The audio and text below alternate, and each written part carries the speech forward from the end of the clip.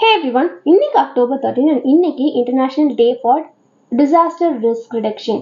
இந்த நாள் வந்து யூஎன் வந்து 1989 ஃபர்ஸ்ட் எஸ்டாப்ளிஷ் பண்ணியிருக்காங்க.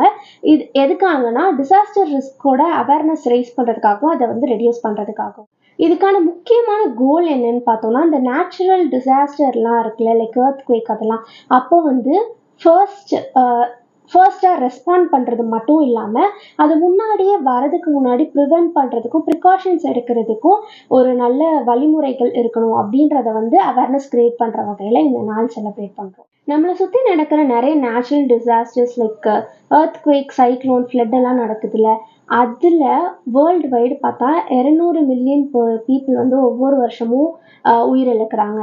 அக்கார்டிங் டு யூஎன் $1 வந்து நம்ம ரிஸ்க்கை ரெடியூஸ் பண்ணுறதுக்காக ஸ்பெண்ட் பண்ணோம் அப்படின்னா ரெக்கவரிக்காக செலவு பண்ணுற $7 வந்து ரெடியூஸ் பண்ணலாம் அப்படின்னு சொல்கிறாங்க. இது வந்து கவர்மெண்ட் கையில் மட்டும்தான் இருக்கான்னு கேட்டால் கிடையாது.